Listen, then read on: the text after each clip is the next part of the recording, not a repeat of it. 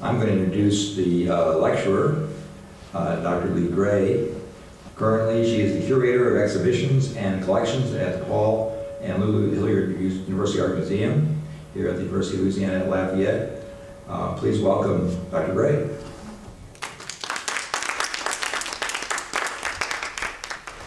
Thank you, Jack. I wanted to thank Dr. Duquesne first for inviting me to write an essay on Amy's work and then inviting me to do this lecture.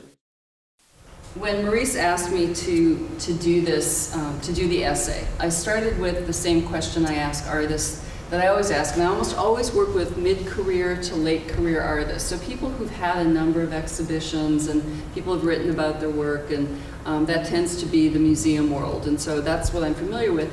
And usually when I meet with an artist to do an exhibition, I'll say, what's the show that nobody has done? What's the thing that you think is important about your work that nobody else has really caught on to, or that you don't think has gotten enough attention, or what is it that you would like to see about your own work?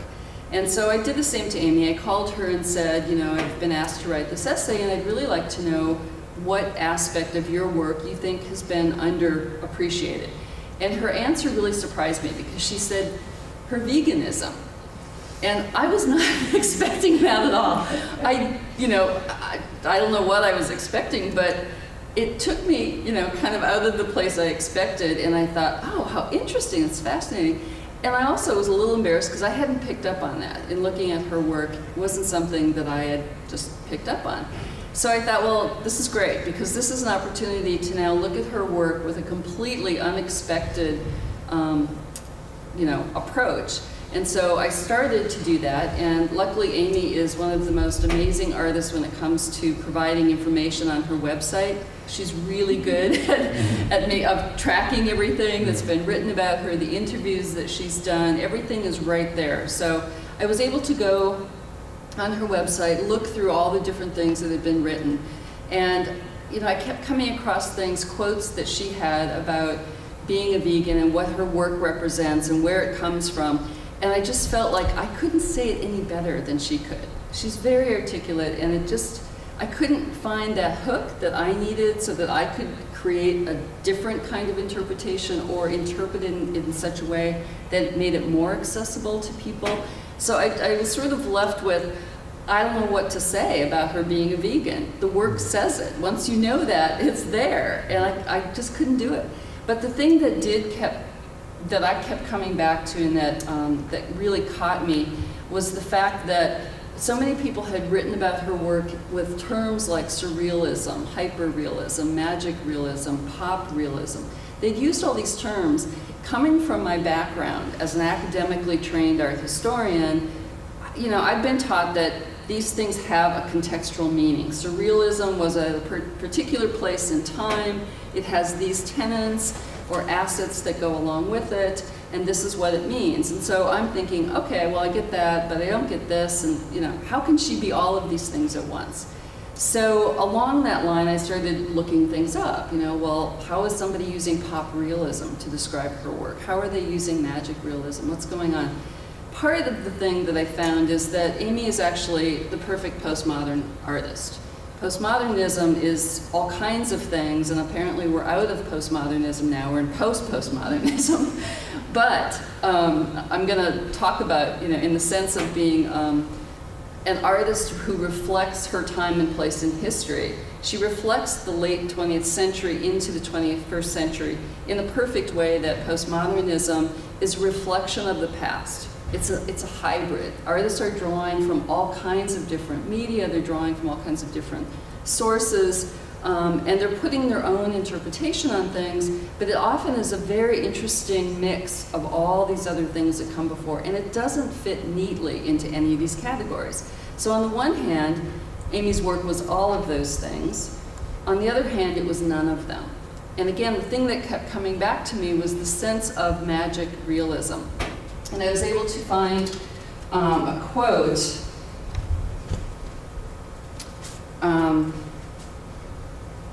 The person who actually coined the term magical realism was a German art historian by the name of Franz Roh, R-O-H. and he wrote in 1925, he was describing the aesthetic of early European modernists as a desire to go beyond the traditional mimesis and to represent the hidden, hitherto unperceived connections between objects within the quotidian. It's a very fancy way of saying that artists had a desire to not represent things in the classical way that they had been doing. Think of the Renaissance, think of neoclassicism, that kind of representation that is extremely detailed and extremely realistic, for lack of a better term. But it looks like you could walk from this space into that space and it would all be the same. You know, think of Leonardo, the way he can render a face, you know, it's very representational. So he's looking at that and he's saying, these early modernists don't want to do that anymore. They also want to start to change things, the way that we look, not only by letting mimesis go or intimidation. What is it? The word, not intimidation. Imitating, thank you. Imitation. That they're looking at everyday objects. So they're not looking back at, let's show the heroic, like the neoclassical, let's only show history and mythology or something. They're actually kind of looking at things that are personal and individual. There are two things that were going on in modernism at the time, and this is in part what the phrase I mentioned before is, an artist always reflects their time and place in history. Those categories that art historians so neatly put everybody into, all these artists, reflect a time and a place in history. And you cannot distinguish that in another way. You can take the stylistic aspects of those, but you can't take that historical context out of it. So what's going on in the early modernist period, and I'm talking about art history because I know there's a lot of literary people here and the time periods don't necessarily match up. So I'm thinking late 19th century, 1860s roughly to 1945. In visual arts, that would be the modernist period. So what they're doing is, one thing is very analytical. You've got modernists who are,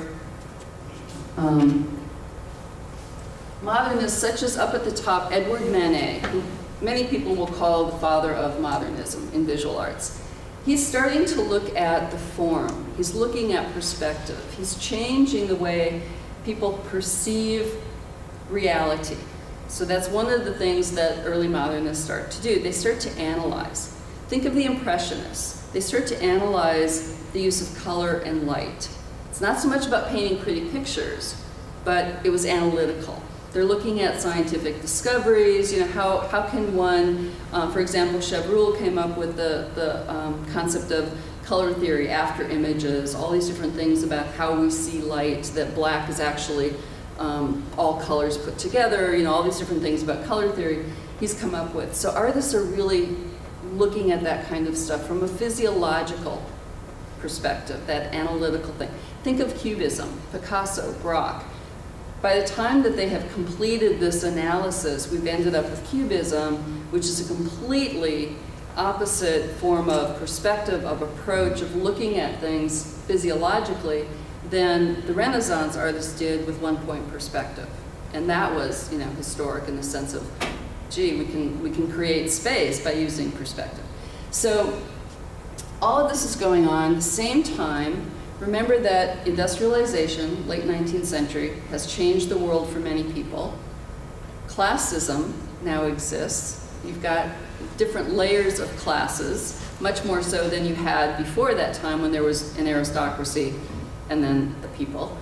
So you've got classes, we've got industrialization. By this time that Rowe is writing, it's 1925, we've had a world war by that time. Freud and Jung, their discoveries have now been made popular, in a sense. Artists are reflecting all of that. So that analysis that they're doing on a visual level of searching for perspective, searching for how we see things, is balanced in a way by that interest in psychoanalysis, the interest in what could be the hidden part of our brains that would be a truth. True creativity must be in us. And they're responding to the fact that the world was out of whack. It had been turned upside down, you know, again, the war, everything is illogical.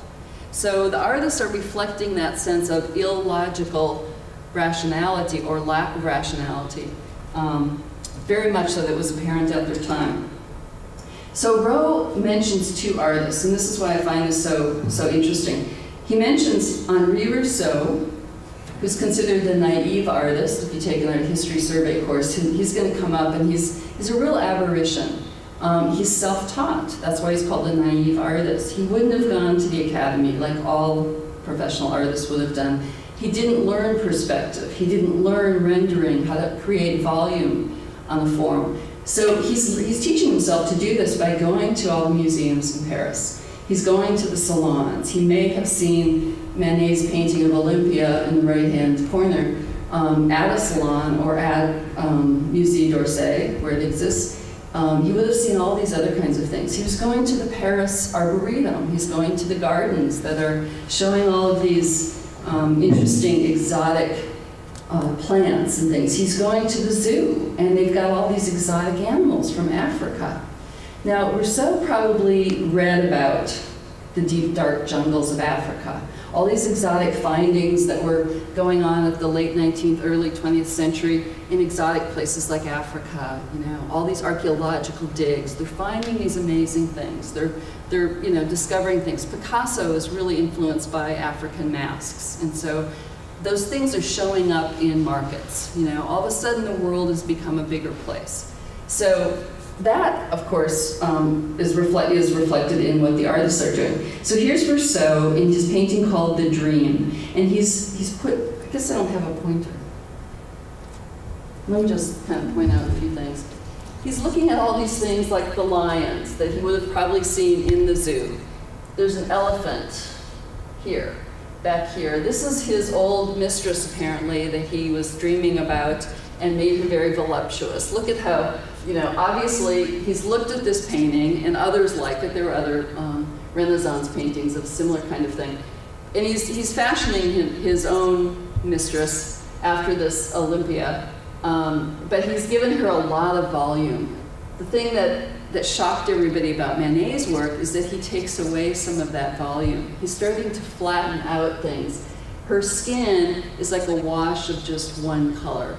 Really, it isn't, but if you were to think of that, and think about how people viewed this at the time, they were really shocked. Not only is she looking at you, which was completely antithetic to anything that had been done before, she's actually gazing, she's engaging the viewer.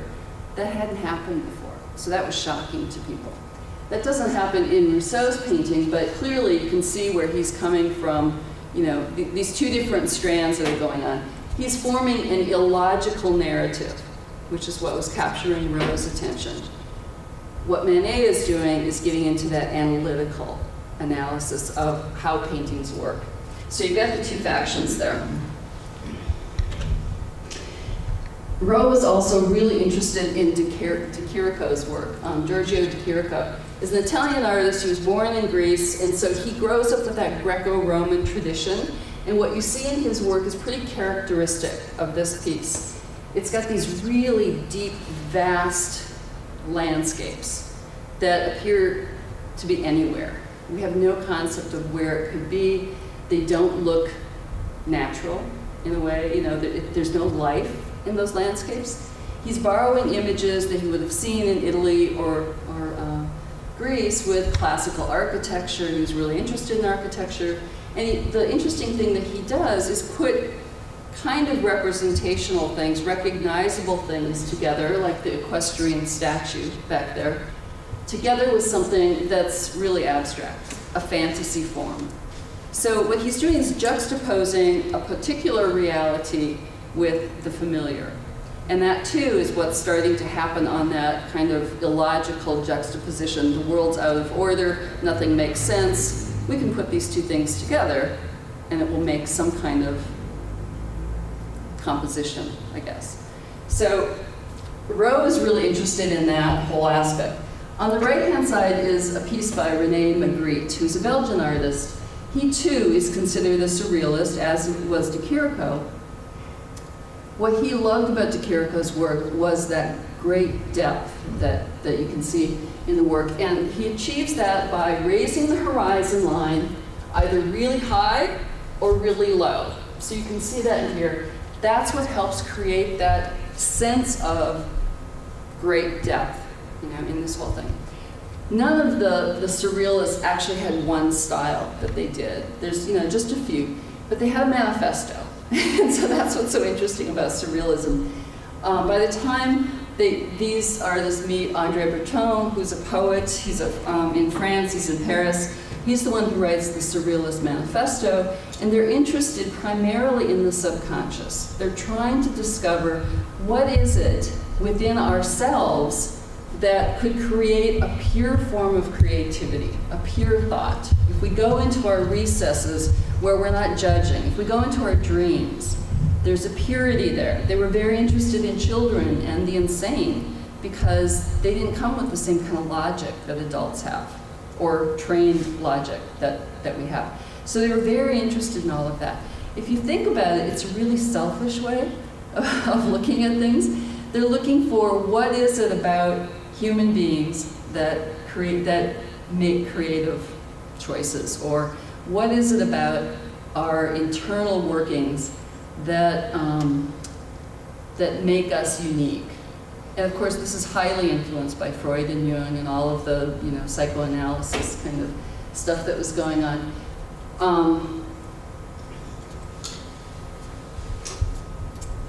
So I just wanted to kind of set this up. If we look at Salvador Dali, he's the most famous of the surrealists, of course. And I want to set this up in the way that I want you to look at Amy's work and notice that she carries a particular thread through that the surrealists started, and it is that vast landscape. It's that horizon line that exists in some strange area, not necessarily the center where we would think of it. Her work obviously is juxtaposing different images together. She puts things together that are illogical, that don't make sense. So there's, again, that connection to what we think of as a surrealistic stylistic device. But she's really not a surrealist in my argument. And I'm going to argue tonight that really I would categorize her work in the realm of magical realism. But I wanted you to understand where she's coming from, because clearly there's a reference to that. And again, because she's postmodern, she's working at the late 20th century, early 21st century. She's taking in all these influences that she clearly has seen. She understands what this is. She's seen movies, she's seen surrealist works other places. So she's bringing in this knowledge that she has of a history, of a visual history that's familiar to her. But she's not doing the same thing that the surrealists were doing. She's not talking about the illogical world and the world turned upside down and how strange this is, and putting these things together and coming from a subconscious place or looking for a deep hidden meaning to something. It's a very different kind of perspective that I'm going to argue. And I do want to qualify this as Amy may or may not agree with me. I'm taking a particular argument because that's how I interpreted the work. As I was going through this, I came up with something that made sense to me, that I wanted to share, that I think has value.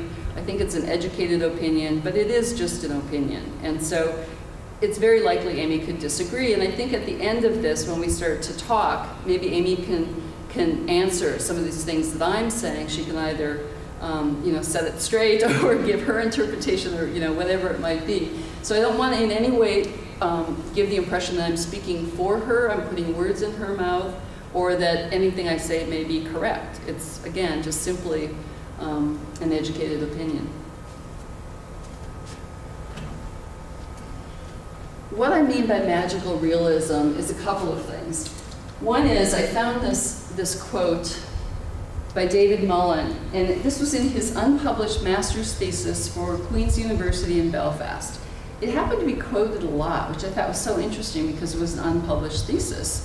I don't recall the year, but I have my footnotes here if anybody really wants to look these things up.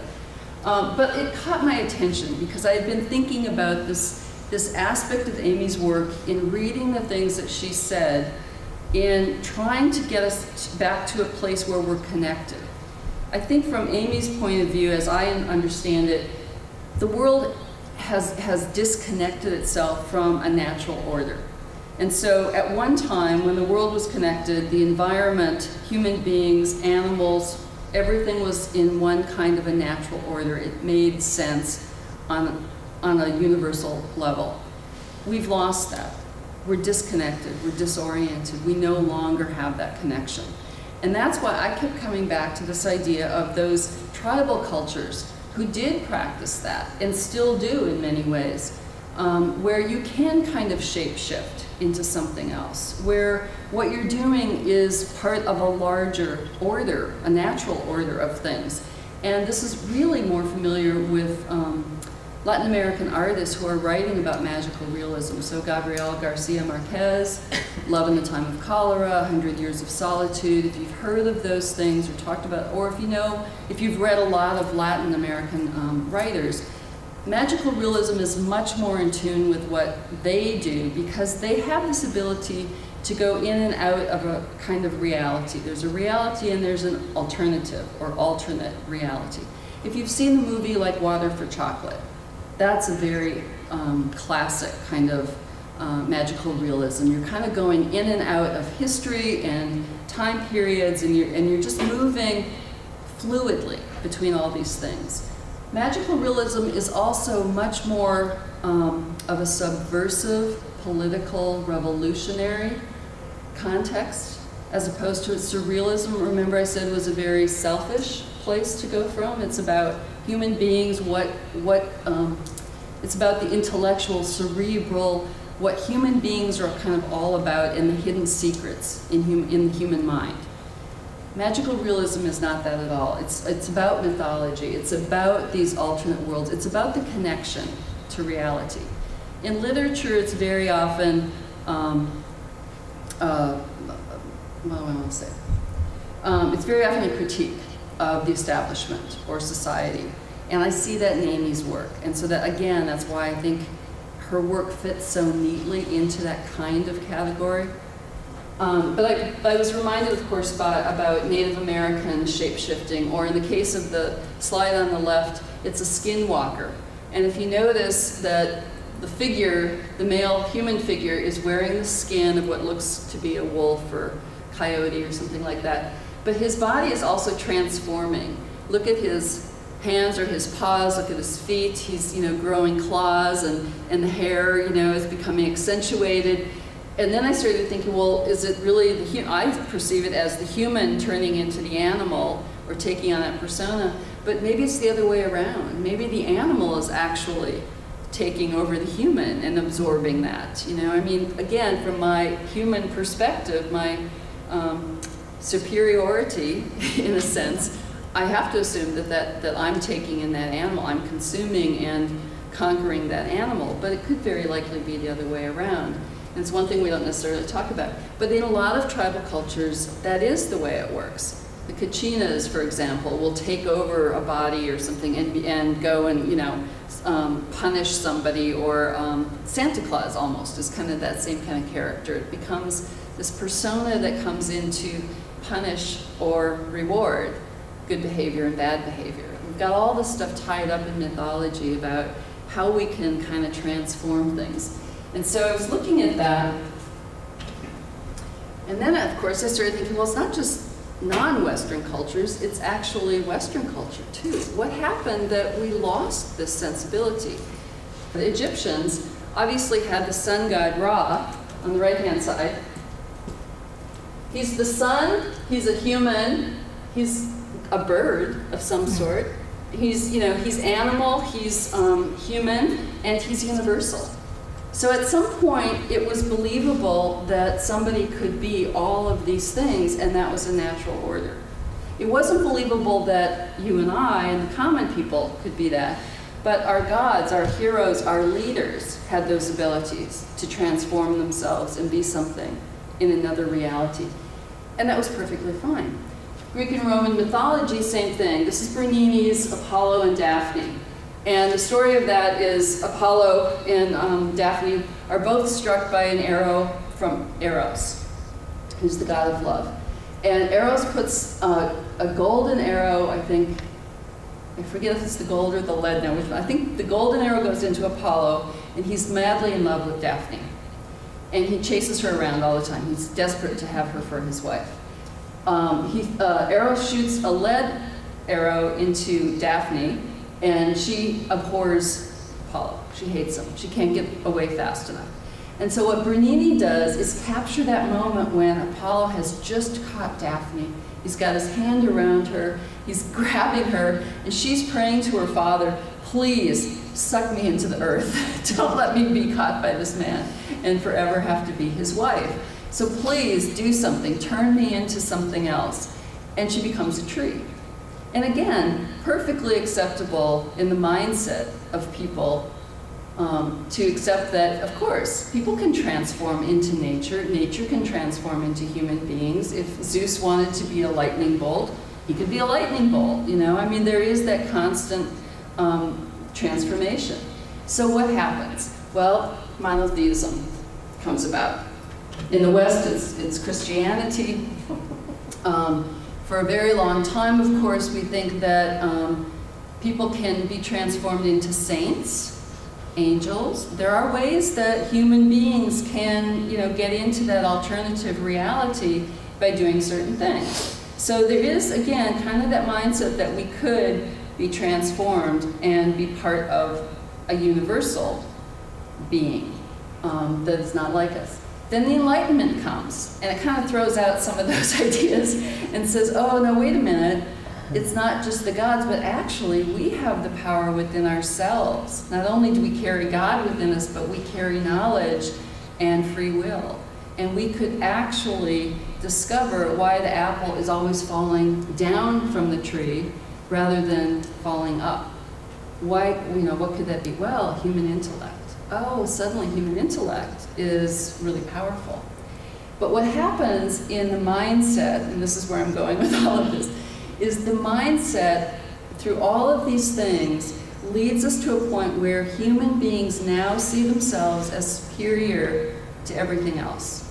We're now superior, we can now conquer, and we are entitled to that land. We are entitled to getting rid of that environment. If we need to build more houses in that wetland area because people want to be closer to grocery stores and shopping and their work, and they don't want to have to drive for a while, then we can fill in that wetland space. That's okay, we've got the right to do that. We're entitled to do whatever we want. We're human beings, think of it. So our superheroes then, instead of being a mythological character like a tree who could transform into a being or vice versa, and be part of nature. Now, you have to be a human being who becomes a superhuman being. So now we have Superman, who is, mild, cowardly Clark Kent by day, but when called upon to do something, he's a superhuman. He doesn't become a lightning bolt. He doesn't become, a wolf, a werewolf or something who's got incredible powers. It's all about being human.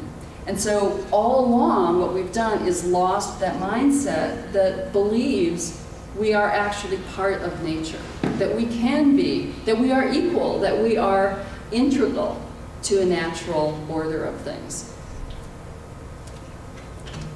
So then we come to Amy's work, which is why you're all here. And again, I started thinking about how Amy is doing this in her work. It's about that universal natural order of things. In the way I understand her writings and the things that she's said, it's really about getting us back to that point where we can understand that we are part of a natural order. We are not superior to, but we are integral to that place. And that we must be in order to continue the way that we've done. If we devastate one thing, we have to think about those consequences. So in a lot of her works, what isn't immediately recognizable are the little subversive things that she does.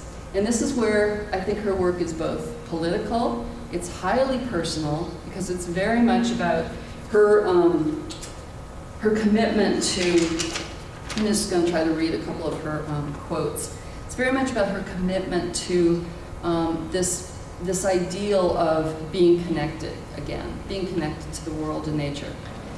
In this particular series that I'm talking about, In Our Veins, I'm only going to show you parts of that particular series, but that is the series that's also going to be shown for the Art Walk opening April 12th. So I just wanted to draw your attention to that. But what Amy says is, she explains that she's exploring the connection between all life forms and the cycle of life, contrasting themes of exploitation and survival, life and death with a heavy focus on living and non-living organisms and the battle between them.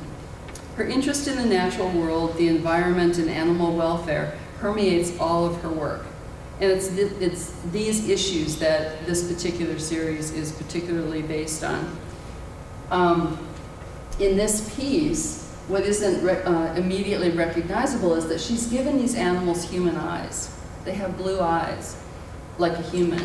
And of course, animals don't normally have blue eyes. And so immediately, it kind of draws your attention to, well, that's different, that's interesting.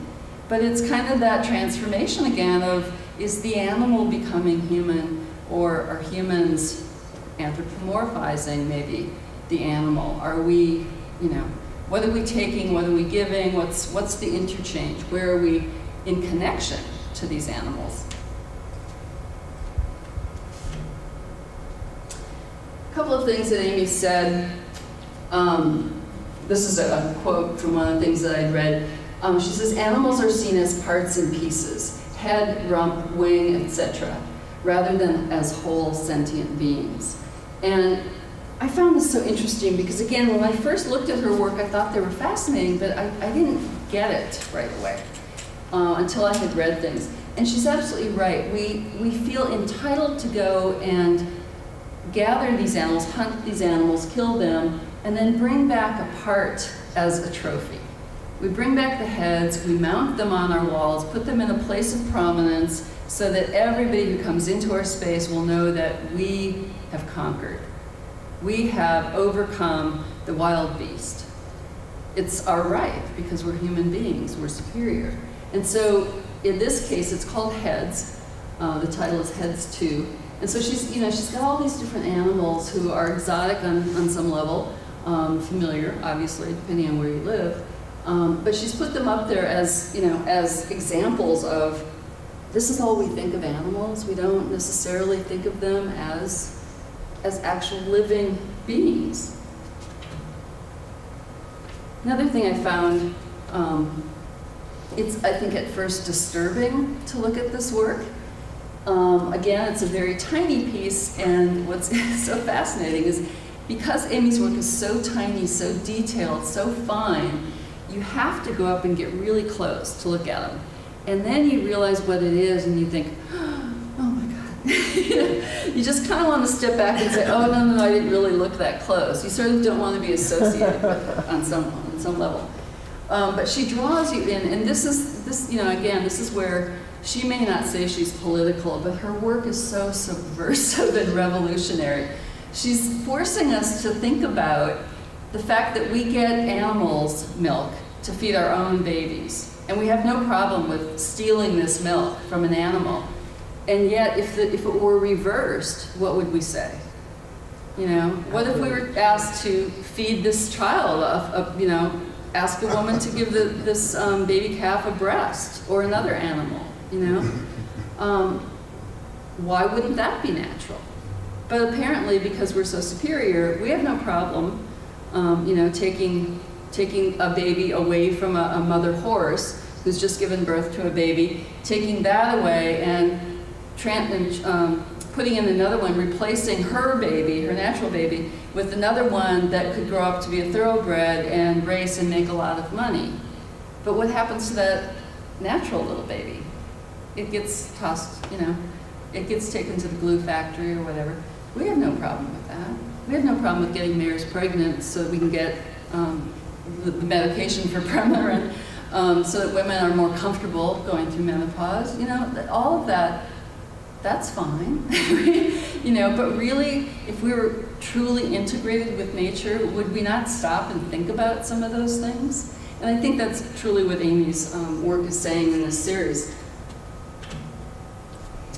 This is titled The Wild West. Sorry, The Wild West.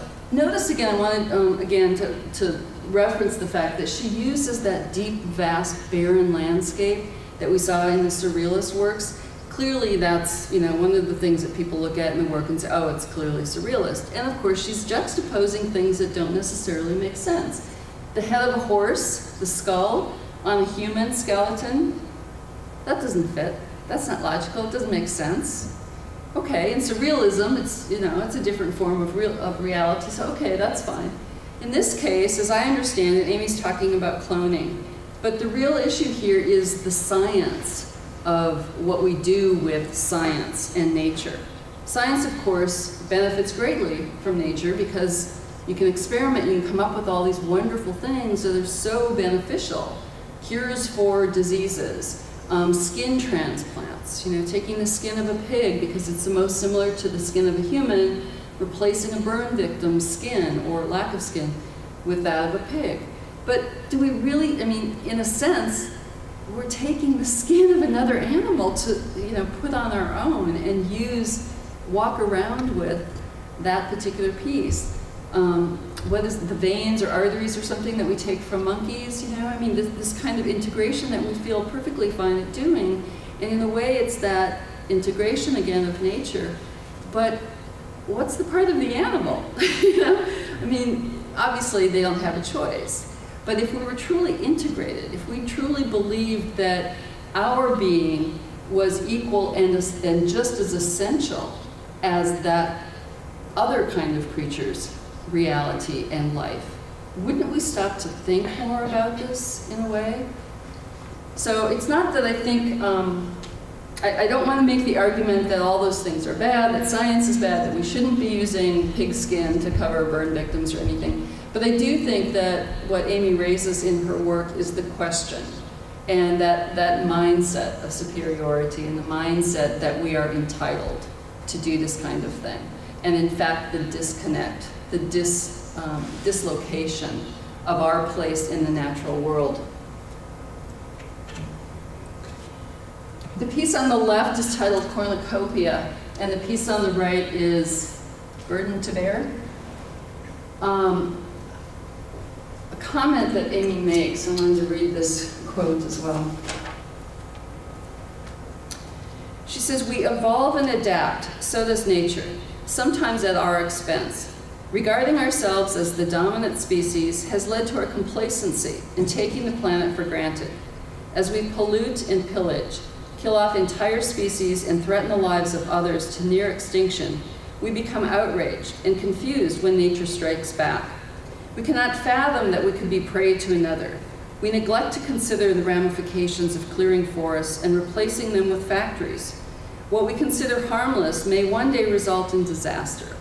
And I think of that quote when I look at these two paintings, because I think here again we've got this desolate landscape. What happens when we kill everything off? When we kill the environment for animals to live in, they're forced to go into another environment where we again kill them because they either starve, what used to sustain them is no longer there. They get killed because they're threatening our calves. You know, the coyotes are gonna eat a baby calf. So we're gonna kill them before they can do that. We're gonna,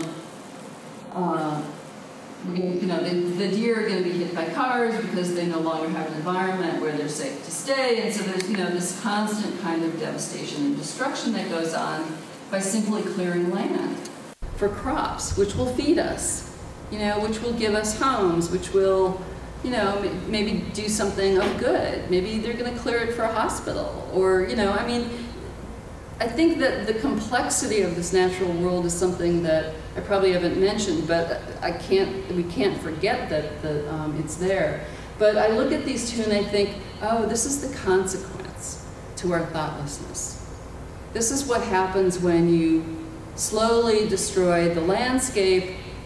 It creates the death of all the things that live on that landscape. Those animals that we eat for our sustenance eventually are no longer there. We eventually die ourselves because we can't maintain. And this all started because we wanted some land and we felt entitled to it. or we didn't think about the consequences. So to me, it's kind of that provocation that I think her work provides to us, to make us think about what are consequences to our actions.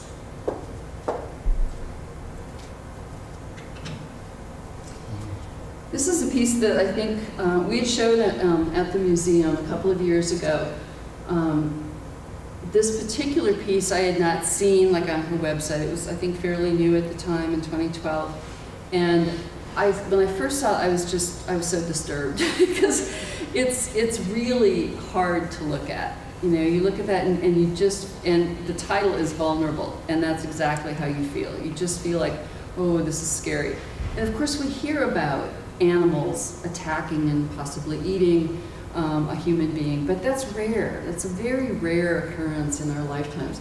And again, that kind of entitlement that we're at the top of the food chain, this can't happen. This doesn't make sense. It's illogical. But of course, our world is not in the natural order of things anymore. We've disturbed that, and we're not necessarily going down a path that makes logical sense in that way. And so I think the meaning behind this is clear, that we should consider our actions again. What happens if we are the bait? What if we are the prey? What if we are the hunted and not the hunter? So I find this really interesting. And the fact that it's a rabbit is also, I think, partly very interesting in this, because of course we see bunnies as cute and cuddly and wonderful. And I had to put this painting in after the previous one because I couldn't, originally I was going to end on that, and I thought, you can't leave people with that image in their mind. You can't let people walk out with that. So I put this one in because it's actually my favorite piece, and my the way that I responded to that, to vulnerable, was with disgust and kind of horror. And when I saw this, I was like, oh, it's so cute, it's adorable. It's like, who doesn't want to just grab that little mitten hand and walk away with that little kid? You know, it's just so cute. And bunnies, I used to have pet bunnies. You know, I mean, this is it's a cute thing. But of course, it doesn't mean that. In Amy's world, it represents the disconnection. The fact, the title of this is anthropomorphism. And of course, that's what we do to animals. We make them our children. I know lots of people who call their pets their babies, their kids, you know. I mean, we all do that. They're an extension of ourselves. So clearly, we feel a connection to them. And yet, really, we turn around and you hear the story of the man in Opelousas a week ago who drug a live horse behind his pickup until it died. I don't know if you guys heard that. I had to turn the TV off at that point. I couldn't believe that humanity could go to that point. And you know, they later found the horse lying on the side of the road, dead, had been drugged to its death. You know, what brings a human being to do that kind of, to abuse something in that way? If we thought it was a live human being, and if we think of animals as an extension of ourselves, how could we possibly do something that horrific? And so I think in this sense, the subversive context of it is that we are not connected. Animals are not an extension of ourselves. They used to be, they could be, but we've lost that ability to actually kind of make sense of that and to be part of that natural world order of things. So I had one more that I am going to end on, because in fact, not everything in Amy's series titled In Our Veins is about doom and gloom and horror and aversion. She actually kind of brings it back to a point where there's some optimism.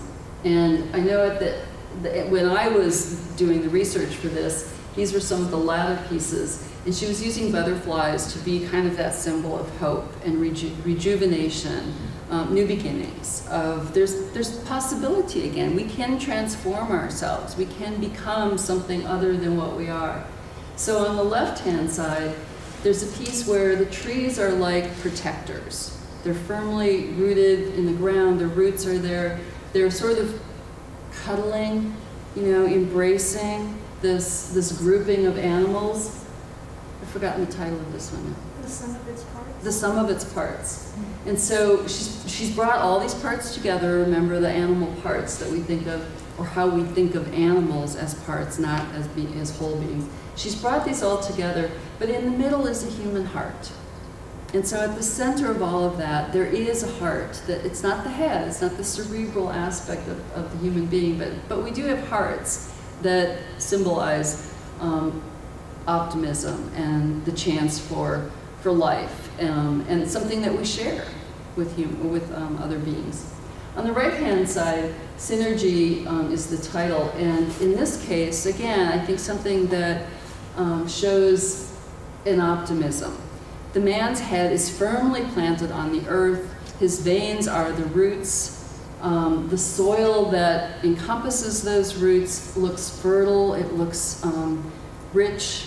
It's got that, you know, those dark brown colors that we look for. It's vibrant, you know. It's not just a dead soil like mud or something might be. The birds, I'm not sure why birds are down there, but I think of birds as being, they bring song into our lives. You know, birds are tremendous beings because they carry seeds from one place, deposit them to another so that new life can begin. And I think that, so the way I interpret the symbol of the bird as, again, life forms, you know, that the symbol could transform and create new beginnings again. And so there is actually hope, and there's an optimism. So we have a chance. She hasn't given up on humanity, is what I'm saying. I think there's hope for us. So I wanted to leave you with that, and then open it up to questions, and obviously invite Amy to come up and answer any questions that people might have about her work, or if you want to take issue with the way I've interpreted things, I'm absolutely fine with that. If you want me to go back and look at images, we can do that. You want to come up and just... Well, let me just ask you something. Could you be a little more specific about how she's political? Oh, I think part of being a magical realist is that you're doing a social critique. And so she's critiquing society in such a way that, you know, if we're not careful, if we don't pay attention to our actions, then we could be, you know, bit in the butt, you know. And so I think in a way she's criticizing society, you know, the fact that we have this disconnection, that we allow it, and we in many ways embrace it. And she's arguing, I think, that we need to pay attention to that. In that sense, it's political. It's not political in the sense that I think we should stand up for, you know, the Democrats or the Republicans, or conservative versus liberal, or political in that kind of way. But I think it's political in the sense of, look at the economy. You know, our economy, again, as I kept mentioning, the deforestation, or covering over land, stripping land, you know, for the economic value of it. If we strip a forest, or we strip a mountaintop for its minerals, what happens to that natural order of things? All of a sudden we have landslides, we have mudslides. People build too close to the oceans. We think we have a right, and yet the ocean continues to slap us down and, you know, get rid of us and clean us out, because that's the natural order of things. And yet we, you know, keep coming back, and build again, and we, you know, do all these things. So in that sense, I think she's very political. I think her work is clearly provocative. So the title, personal, provocative, and political, really comes from the fact that I think these are very deeply tied to Amy's core being. I think, you know, her sense of caring for the environment, for animal welfare, for being a vegan, I mean, all of that, that's kind of what tied me back into, oh, this is what she means by her work is so deeply informed by her being a vegan. Oh, okay, yeah, everything she's doing is committed to, we need to think about how we exist in the rest of the world. You know, that we're eating our supposedly children, if we're going to call our pets, you know, our kids. Really? Are you going to eat your kids? You know, are you going to throw them to the wolves, or, you know, whatever? So in that way, I think she's political. And could you tell us a little more about how you would say that she's a magic realist? You know, I mean, so specific.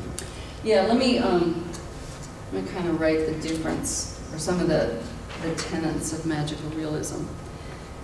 Magical realism allows a space for political and social commentary. So again, and a lot of this comes from literature, because that's really where magical realism has come to fruition. It's really where it's been flushed out, much more so than in the visual arts. But clearly the visual arts are doing that. And I do have a scholar, Wendy Ferris, I forget where she's from now, but she's written about how literature and the visual arts in the postmodern period really have come together and brought back a lot of this stuff. And she argues for the place of magical realism in postmodernism and brings all of that together.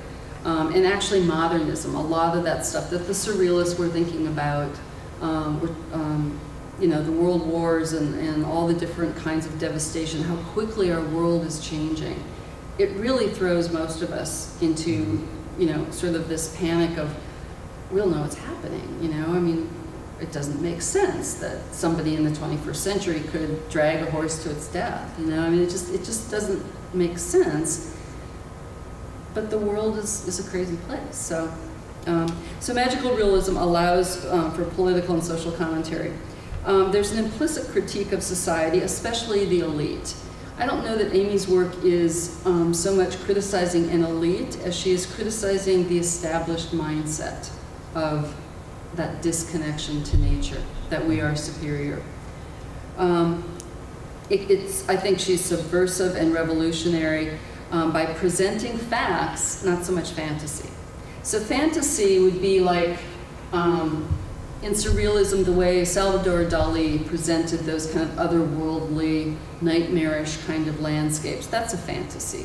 You know, that comes out of science fiction. That's a totally made-up, innovation situation. Whereas Amy's taking everything, it's very representational. You know, I mean, and that's why a lot of people look at her work and think, oh, it's realism, and that's, you know, where a lot of that comes from. And it is. It's representational. It's not realism, again, in that art historically trained way that I've been told what realism is, but that it represents something that we know is fact. Birds look like this. They may not be that scale, but we understand that birds look like this. The proportion's correct, you know. So she's taking facts and just using them in different ways. Again, a difference between surrealism and a magical realism. And what is post? Modernism mean? Yeah, so. It means that the people who, the scholars, the critics, whoever comes up with the terms for a particular time period, you know, so it's like Franz Rowe, you know, saying magical realism. He's coining this term to identify a particular kind of property that he sees happening among a number of artists. And so he's come up with, this is magical realism. In the same way the Surrealists came up with the manifesto. We're going to be surrealists. We're going to go beyond reality because we're going to the subconscious. It's, you know, connected, but it's a deeper version of reality. I don't know who came up with the term postmodernism, but post obviously meaning after. Modernism is that early 20th century period that I think most people will talk about, literature, you know, whether history or whatever. I think we agree that modernism is at least the early 20th century, up until World War II. In the visual arts, after World War II, everything changes. And that's when it becomes after modernism, so postmodernism. And that's really when, in visual arts, that center of visual artistic life moves from Europe, essentially Paris, to New York. And now it's an American version. And so that changes everything. It changes the discourse among artists. Everything about it. So postmodernism is, you know, up till like the end of the 20th century. But people are already saying, kind of dead, that's dead. That period's kind of over.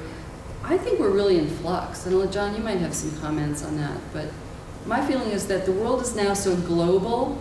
You know, it's easy to come up with nice little movements when everybody's working in Paris and or New York and everything's, you know, here, and you can say, oh, well, so-and-so is interacted by this, blah, blah, blah.